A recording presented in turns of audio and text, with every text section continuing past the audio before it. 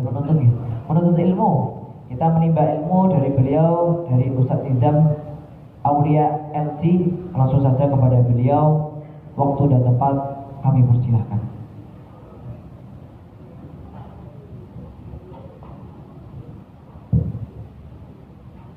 Assalamualaikum warahmatullahi wabarakatuh. Waalaikumsalam warahmatullahi wabarakatuh. Nahmaduhu wa nusalli wa nusallimu ala rasulil karim. Alhamdulillah, bapak-bapak, ibu-ibu yang dimuliakan oleh Allah Subhanahu wa taala. Semoga kita senantiasa diberi kesehatan oleh Allah Subhanahu wa taala. Mulai sore ini sampai nanti beberapa hari ke depan. Jadi kita sudah mulai hitungan mundur untuk bulan Ramadan. Jadi ada hitungan mundur bulan Ramadan. Kirang langkung kurang berapa hari kita ini berpuasa? Kurang lebih 4 hari ya. Jadi 4 hari tersisa kita dari bulan Ramadan. Ini Ramadan sudah mau pamitan dengan kita. Ini kira-kira kita senang apa susah? Sedih. Nah, sedih kata bapak. Kalau ibu-ibu sedih apa senang? Senang. Oh malah senang. Senang lagi. Bapak ibu-ibu yang dimuliakan oleh Allah Subhanahu wa taala. Saya teringat satu hadis dari baginda Nabi Muhammad sallallahu alaihi wasallam, yang mana hadis itu diriwayatkan oleh Imam Muslim. Baginda Rasulullah sallallahu alaihi wasallam beliau katakan bahwa lis-shaimi farhatan. Lis-shaimi farhatan, farhatun 'inda fitrihi wa farhatun 'inda liqa'i rabbih. Jadi sing jenenge wong poso niki poso sedaya nggih. Mas-mas sing nom-nom ya poso sedaya ta? Insyaallah. Mboten mokel ta ya? Insyaallah. Jadi orang yang berpuasa, Allah Subhanahu wa taala memberikan 2 kebahagiaan. Jadi bunganya double. Bunganya ping pindho 2 kali kebahagiaan. Merasakan senang 2 kali. Farhatun 'inda fitrihi. Iki diapal nggih Pak Bu. Mengke nek durprese soal engko. Nek bocoran durpres tadi Mas Ramadan katanya banyak durpres susah. Iya. Jadi 2 kebahagiaan yang diberikan oleh Allah Subhanahu wa taala bagi orang yang berpuasa. Yang pertama farhatun 'inda fitrihi, yaitu yang pertama dia akan bahagia, dia akan senang nek wis wayahe buka. Oh, panjenengan ning ngarepe sono semangka, sono ager-ager jeli. Niku ibu-ibu wis mesem-mesem kok soalé nggih. Ningali jeli ngono ketake masyaallah. Wis bunga padahal rundun. Ini tandanya orang senang, berbahagia ketika hendak berbuka puasa. Panjenengan tengok bocah-bocah nom sing lagi latihan poso. Anak umur 6 tahun, 7 tahun, 8 tahun lagi latihan berpuasa. Itu kalau sudah wayahe asar niku wis sambet luwe ngeleh ngoten nggih. Tapi ditahan karo bapak ibunya, sik sekedhep malih, segelut malih, sabar sik wis. Nek ora turu wae dolan kono ora apa-apa, sing penting aja mokel. Maka ketika sudah masuk waktunya maghrib, itu masya Allah girangnya luar biasa. Senengnya sampai gulang-guling neng dhuwur kasur. Wis buka, wayahe buka, senengnya luar biasa. Dan itu memang sabdanya baginda Nabi Muhammad sallallahu alaihi wasallam. Farhatun 'inda fitrihi. Panjenengan sedaya nek pas buka seneng apa mboten? Seneng Pak Bu nggih? Seneng. Apa meneh? Hari ini ada menu spesial gulai. Gitu ya? Iya.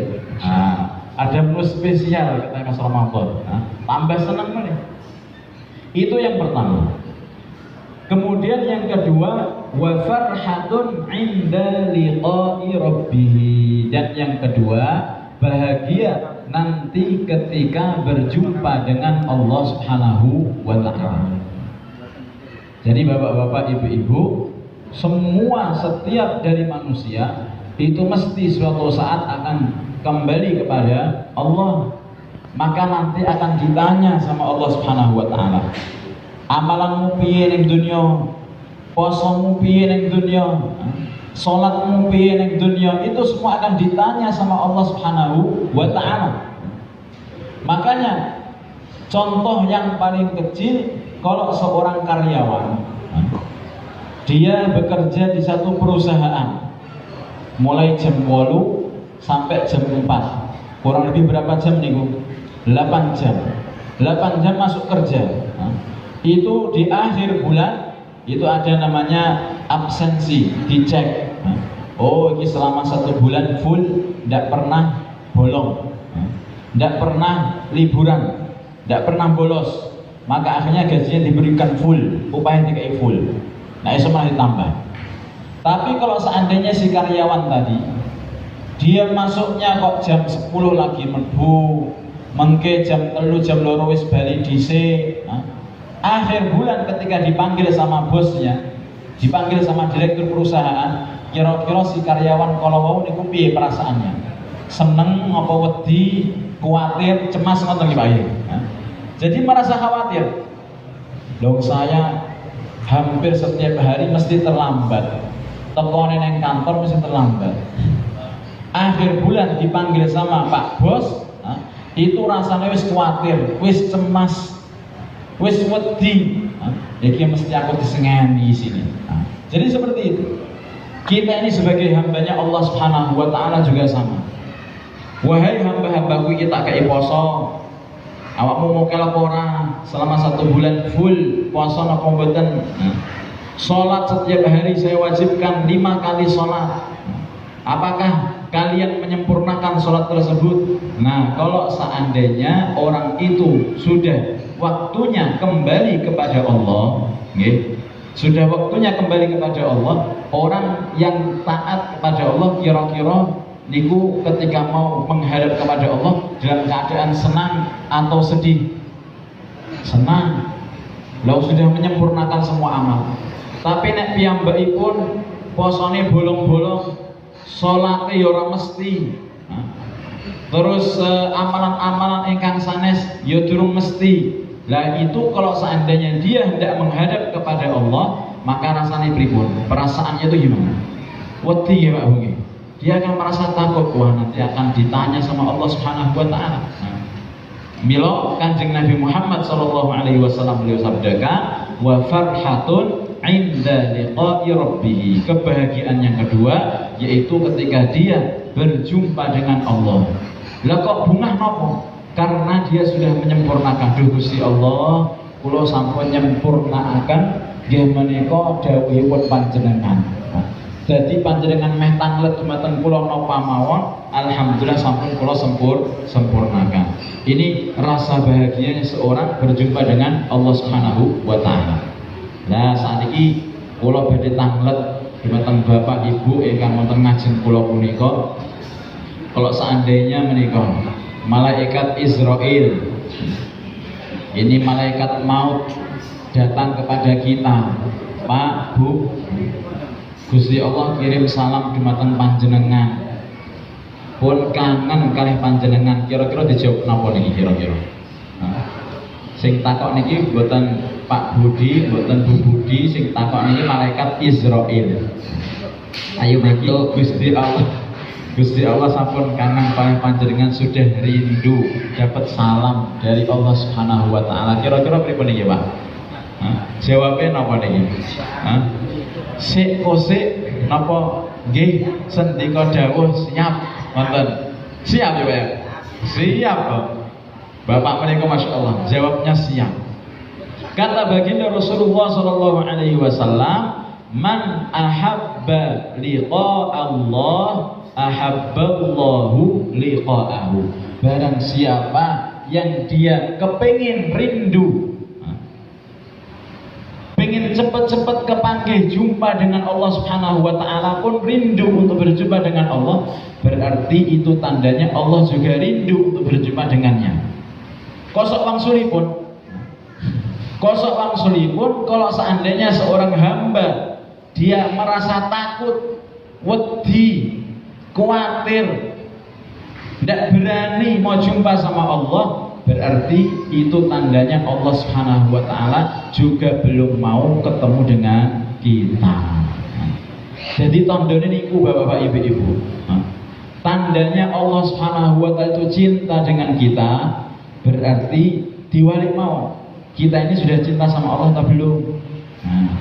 Kita ini sudah rindu sama Allah atau belum? Kanjeng Nabi Muhammad SAW suatu saat didatangi oleh malaikat Israel. Beliau mengetuk pintu dulu, Assalamualaikum. Maka Kanjeng Nabi Muhammad SAW nanti koman fil bab, siapa yang di pintu? Maka malaikat Israel katakan, Abdullah, hambanya Allah. Malaikat Israel pencabut nyawa diutus dari Allah Subhanahu wa Ta'ala. Nah, seumpamane enek sing ngetuk pintu malaikat Israel ngajeng, Bu. Kira-kira dibuka napa mboten kira-kira? Mboten dibuka. Wah, kon mung njaba wae. Kon teng njeng ngajeng mawon mboten sama lebet, lebih repot. Bapak ibu-ibu yang dimuliakan oleh Allah, dan itu kata malaikat Israel, baru pertama kali saya diperintahkan oleh Allah untuk menghadap kepada seorang dan minta izin dulu. Kalau kepada orang lain enggak minta izin, tapi khusus kepada Rasulullah SAW maka diperintahkan oleh Allah untuk izin dulu. Kalau diizinkan untuk masuk maka masuk. Tidak diizinkan sama Rasulullah berarti tidak usah masuk. Loh, tapi Kanjeng Nabi, jenenge Kanjeng Nabi enggak seperti kita, gitu. Alhamdulillah katanya. Ketamon anak dayoh agung, ada tamu yang mulia, monggo melebet, masuk, silahkan masuk. Ini kepada malaikat Israel ini, tidak ada keder-kedernya. Nek awake dhewe ngoten wis keder, gitu. Napa istilahipun mendengarkan nama malaikat Israel mau wis keder, apa meneh tekone ngomahe dhewe.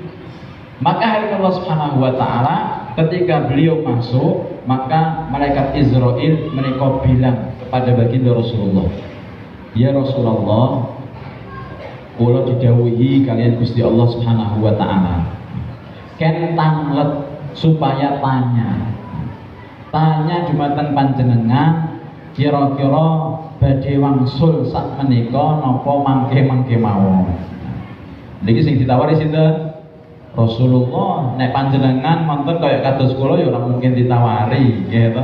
Ini manusia khusus, orang istimewa, ditawari kekasihnya Allah Subhanahu wa Ta'ala. Maka ditawari. Maka Rasulullah SAW malah tanglet. Lah piye miturutmu, pendapatmu gimana? Maka malaikat Israel katakan, ya Rasulullah, menika Gusti Allah sampun rindu, sampun kangen kalih panjenengan. Maka apa jawabnya Rasulullah? Beliau katakan ar-rafiqul a'la, pun saya juga sudah kangen sama Allah Subhanahu wa Ta'ala. Jadi pertemuan kekasih dengan kekasih.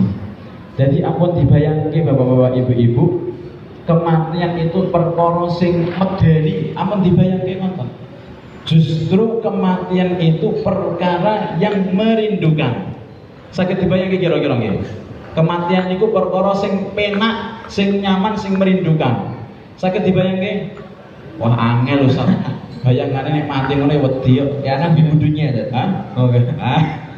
Dari kematian itu subhanallah, takut, ada rasa cemas, rasa khawatir. Ini bagaimana kita merubah bahwa kematian ini adalah sesuatu yang merindukan. Dalam surat Al-Hasyr disebutkan, Allah Subhanahu wa Ta'ala firmankan kepada orang-orang Yahudi, Qul ya ayyuhalladzina hadu in za'amtum annakum awliya'u lillahi fatamannawul maut. Terus nggih Mas Ramto. Katakan wahai Muhammad, ngomong karo wong Yahudi kae. Qul ya ayyuhalladzina hadu, wahai orang-orang Yahudi, in za'amtum, kalau seandainya kalian semua ini mengatakan, mengklaim bahwa kalian ini kekasih-kekasihnya Allah, maka mintalah mati. Nek mati kan mestinya ketemu sama Allah. bertemu dengan kekasihnya. Lalu sahabat, maka minta saja mati supaya kali ini bertemu dengan kekasih kalian. Kan kalian mengaku-ngaku nek kalian ini sebagai kekasihnya Allah Subhanahu wa taala. Ya wis, gendang ketemu sama kekasihnya, mintalah mati. Qul ya ayyuhalladzina hadu in za'amtum annakum awliya'u lillah fatamannawul mauta. Nah, maka wis jaluk mati. Tapi apa kata orang-orang Yahudi? Tidak berani, nih. Orang Yahudi takut, sama sekali nggak berani. Berarti pengklaiman bahwa mereka ini anak Tuhan, pengklaiman bahwa mereka ini kekasihnya Tuhan, itu benar atau salah? Salah, itu salah besar. Kekasihnya Allah Subhanahu wa taala, tandane nopo tandane yang rindu kepada Allah. Orang yang punya rindu kepada Allah Subhanahu wa taala, wong nek wis cinta. Ini mek bangsane cerita cinta niki Mas Romdon jenenge sing. Mboten lho. Nggih apa? Sing ahli niki Mas Romdon. Jadi bapak-bapak, ibu-ibu yang dimuliakan Allah, kerinduan itu tumbuh kalau seandainya dalam hati kita itu ada cinta. Cinta kepada Allah menimbulkan sebuah kerinduan kepada Allah Subhanahu wa taala. Seumpamane mas-mas niki nggih to, punya kekasih apa sing pun menikah, rindu bapaknya kerja di luar kota, sudah seminggu tidak balik-balik. Biasanya kalau kan rencang-rencang kawan-kawan dari jemaah tablik itu biasanya i'tikaf sampai 40 hari, i'tikaf sampai 4 bulan, berpisah sementara dengan keluarga, itu balik-balik sing mau nganten lawas dadi nganten anyar Mas. Oh gitu. Oh iya. Jadi rindunya itu sudah memuncak, gitu. Karena sudah ditinggal beberapa hari sampai 40 hari, kadang-kadang sampai 4 bulan. Jadi sing mantan lawas nganyari jadi mantan anyar. Luar biasa. Bapak-bapak yang dimuliakan Allah, jadi rindu itu kalau sudah ada rasa cinta, maka itu akan menimbulkan rasa rindu. Ada kisahnya Majnun Laila. Pernah dengar Pak Bungi? Pernah dengar kisahnya Majnun Laila? Kalau Majnun Laila tahu ya? Nah, okay. Jadi Majnun itu aslinya namanya Qais. Namanya siapa? Qais. Siapa nih loh? Ini kok anak derpresi soalnya. Jadi Majnun itu namanya aslinya Qais. Kemudian setelah itu saking cintanya sama Laila, ada di sini Mbak Laila di sini. Kalau Pak Majnun nggak ada ya Pak Majnun ya. Jadi saking cintanya sama si Laila, itu sampai Dekne berani menaruh nyawanya, siap mengorbankan nyawanya demi kekasihnya Laila. Loh. Suatu saat Mas Majnun punika, makanya karena si Qais tadi saking tergila-gila kepada Mbak Laila, maka akhirnya disebut dengan Majnun. Disebut dengan Majnun, wong edan. Memang tenang, jadi wong edan tenang. Maka suatu saat Mbak Laila itu kirim surat untuk si Qais, sang Majnun kekasihnya. Dikirimkan ke kampungnya. Kampung Wundi. Kampung kan gini maksudnya. Ini gitu. Oh, enggak tahu. Enggak tahu. Mojo nih. Kampung Mojo. Oh, berarti Mojo nih. Oh, Mojo. Jadi Mbak Laila itu kirim surat ke kampung Mojo. Sampai di kampung Mojo, utusannya itu bawa suratnya Mbak Laila. Maka ditanya, ini ada surat, tapi utusannya itu tidak tahu yang mana yang namanya Qais, yang namanya Majnun itu tidak tahu yang mana. Jadi bingung. Akhirnya dia umumkan saja. Ini di kampung ini yang namanya Qais atau yang namanya Majnun yang mana? Ini soalnya ada surat dari Mbak Laila. Maka akhirnya kabeh cacah nom sak kampung angkat tangan. Kulo.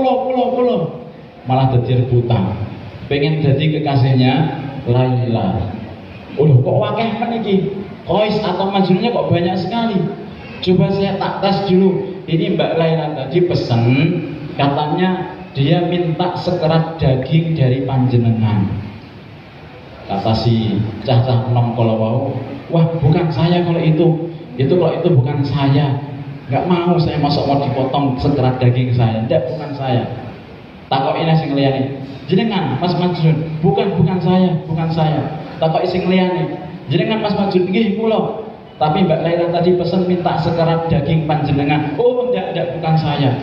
Sampai akhirnya ketemu dengan Qais yang asli, ketemu dengan Majnun yang asli. Dia katakan, jenengan sing jenenge Majnun. Iya, saya ini kekasihnya Laila. Oh Mbak Laila tadi pesan minta sekerat daging dari tubuh panjenengan. Oh silahkan, mau ngambil dari tangan, dari kaki, dari mata, dari mana saja, seluruh jasad ini untuk Laila, katanya. Allah, luar biasa. Orang kalau sudah cinta, ya, itu menjadikan seorang itu buta. Terus tahu buta? Betul nggak? Buta dan tuli itu kalau orang wis betul-betul cinta. Lah sekarang pertanyaannya dibalik, kita ini sudah cinta sama Allah atau belum? Sudah belum? Oh sudah. Saat ini pertanyaan berikutnya, ketika Allah Subhanahu wa ta'ala memanggil Allahu Akbar, Allahu Akbar, kira-kira kita ini sudah buta, tuli dengan apa yang di hadapan kita, langsung moro ke masjidnya Allah Subhanahu wa ta'ala, atau kosik segera? Nah, kalau segera berarti betul-betul cinta kepada Allah. Maka hari Allah Subhanahu wa ta'ala, cinta itu harus dibuktikan. Jadi bukan hanya omong kosong, cinta harus dibuktikan. Cinta kepada Allah yang membuat kita ini buta, membuat kita tuli. Wes krungu azan Allahu Akbar di masjid, maka toko kita tinggal, sawah kita tinggal, pekerjaan kita tinggal, langsung moro kepada Allah Subhanahu wa ta'ala. Ini betul-betul cinta. Peristiwa yang lain Bapak-bapak, masih tentang Majnun Laila. Tahu apa ya tentang Majnun Laila ya? Tidak apa-apa lah, cerita-cerita sedikit tentang cinta, tidak apa-apa, dan kita paham makna hakikat cinta. Bapak-bapak, ibu-ibu yang dimuliakan oleh Allah Subhanahu wa ta'ala, suatu saat jemaah Masjid Raya ini lagi sholat, baru sholat mas, sholat jemaah. Nah, imamnya Mas Ramadan. Wah, Allahu Akbar. Wah, suara ini enak, gitu, merdu. Sampai jemaah ini khusyuk ya, khusyuknya luar biasa. Dilalah kok anak wong edan namanya si Majnun di luar masjid teriak-teriak, Laila, Laila, bolak-balik Laila, Laila, bolak-balik ngomong terus, Laila, Laila. Akhirnya jemaahnya mulai terganggu. Iki sopo iki lagi enak-enak khusyuk sholat ngrokok Quran, dilalah nang jaba kok ya enek wong bengak-bengok Laila ora rampung-rampung. Ngoten ya Mas ya. Nunggu sampai selesai sholat. Jadi sholat itu sampai jadi gemetem ngoten di dalam hatinya. Selesai sholat, maka diparani, si Majnun tadi diparani, didatangi. Wahai Majnun, awakmu memang betul-betul wong edan. Kamu ini betul-betul orang gila. Mosok wong lagi sholat doamu orang delok. Apa kamu nggak lihat orang lagi sholat berjamaah, lagi khusyuk-khusyuknya, kok malah antum kamu ini malah manggil Laila, Laila, Laila, bolak-balik Laila. Ini memang betul jenengan wong edan tenan. Kamu ini betul-betul orang gila. Apa katanya Mas Majnun? Loh, jane sing edan niku jenengan mboten kula. Akhirnya jemaah ya kaget tuh, kok malah nuduh aku sing sholat, aku sing edan. Jenengan niku sing edan umum kabeh lagi sholat, lagi berjamaah, lagi khusyuk-khusyuknya, malah kamu mengatakan Laila bengak-bengok Laila ganggu wong sholat. Boten, jenengan sing edan katanya. Kamu ini yang gila. Lah kok bisa?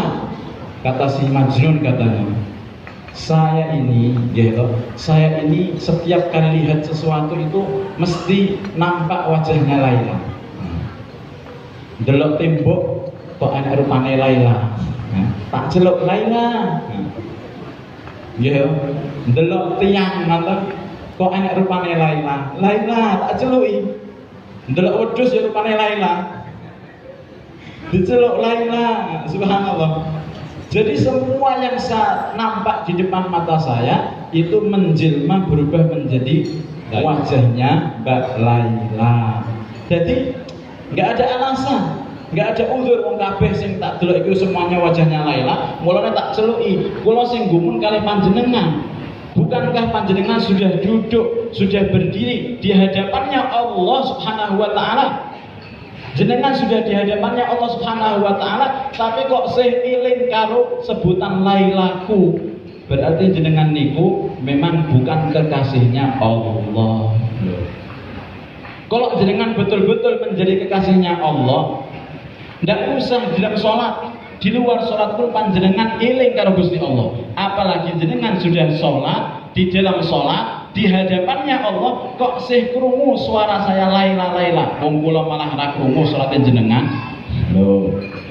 Jadi kita belajar dari Mas Majnun tentang cinta kepada Allah. Nah, semoga ini hari-hari terakhir ini kita dianugerahi cinta kepada Allah, bukan cinta kepada Mbak Laila loh ya.